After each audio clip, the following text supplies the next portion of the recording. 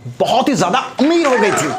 क्या बात है दोस्तों, आज मैं बात करने वाला हूं स्टॉक मार्केट की हिस्ट्री के बारे में, the history of stock market. आपको बता दें कि ये मेरा दूसरा एपिसोड है। पहले एपिसोड में मैंने बताया था स्टॉक मार्केट के बारे में कि स्टॉक मार्केट क्या होता है, और मैंने इतने आसान शब्दों में समझाया ना कि लोग स्टॉक मार्केट के ऊपर दूसरे एपिसोड के लिए कमेंट करके वेट कर रहे थे।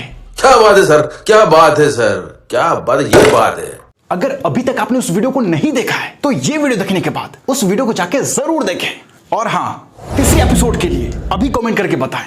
वेल, इंतजार की घड़ी अब खत्म हो रही है। हाय, दिस इज टेक्निकल मेहताब, नाम तो सुना ही होगा।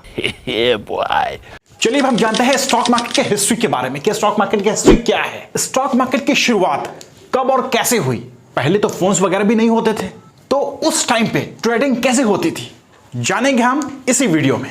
दोस्तों, स्टॉक मार्केट की शुरुआत आज से तकरीबन 400 साल पहले हुई थी, यानी 1600 के टाइम में डच ईस्ट इंडिया कंपनी थी। जैसे ब्रिटिश ईस्ट इंडिया कंपनी थी, ठीक वैसे ही एक डच ईस्ट इंडिया कंपनी थी, और ये कंपनी एम्स्टर्डम में थी। एम्स्टर्डम जो है ये नीदरलैंड की राजधानी है।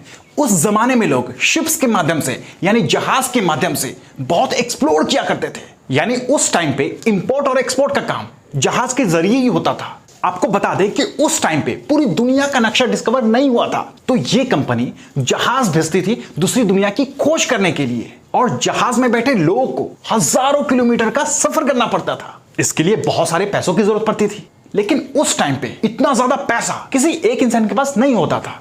तो उन्होंने दिमाग लगाया और लोगों को इकट्ठा किया। तो वहां पर जितने भी लोग थे उनके सामने ओपनली एक ऑफर रखा कि आओ हमारे जहाज में पैसे लगाओ। जब ये जहाज हजारों किलोमीटर दूर जाएगी किसी देश में, वहां से जो भी खजाना लेकर आएगी, जो भी पैसे कमा कर आएगी, तो एंड में कुछ शेयर आपको मिलेगा पैसों के बदले।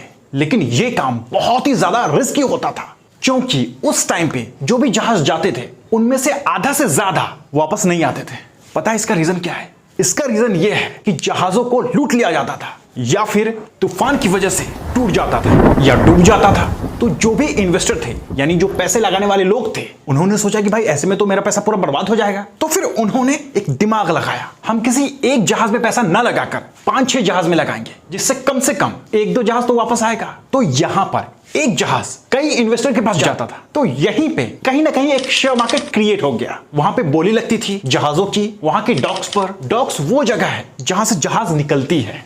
देखते ही देखते ये सिस्टम एकदम सक्सेसफुल रहा, क्योंकि कंपनी को पैसों की जरूरत थी और वो जरूरत आवाम पूरी कर देती थी, यानी लोग पूरे कर देते थे, और आम लोगों को पैसे कमाने का मौका मिल जाता था। और सबसे मजे की बात यह है कि उस टाइम पे ईस्ट इंडिया कंपनी और डच ईस्ट इंडिया कंपनी बहुत ही ज्यादा अमीर हो गई थी।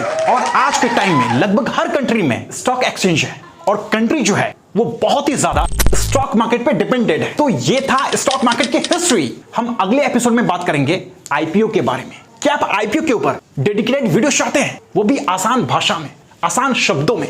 तो आप मुझे अभी कमेंट में लिखकर बताएं। जितना ज्यादा कमेंट होगा मैं उतनी ही जल्दी वीडियो बनाने की कोशिश करूंगा। अगर आपको ये वीडियो पसंद आई हो तो इसे लाइक करें, अपने दोस्तों के साथ शेयर करें, और हमारे चैनल पे नए आए हैं, पहली बार वीडियो देख रहे हैं, तो जल्दी से चैनल को सब्सक्राइब करें और बेल आइकन को भी प्रेस जरूर करें, ताकि आगे भी ऐसे ही स्टॉक मार्केट से रिलेटेड नई वीडियो की नोटिफिकेशन आप तक पहुंच पाएगी। वरना सब्सक्राइब नहीं करेंगे तो अगली दफा वीडियो नहीं देख पाएंगे, वीडियो मिस हो जाएगी। अगर अभी भी कोई डाउट है, कोई क्वेश्चन है, तो वो भी आप कमेंट सेक्शन में लिख सकते हैं। खैर, मैं मिलता हूं अगली वीडियो में, अगले एपिसोड में। तब तक के लिए जय हिंद, जय भारत।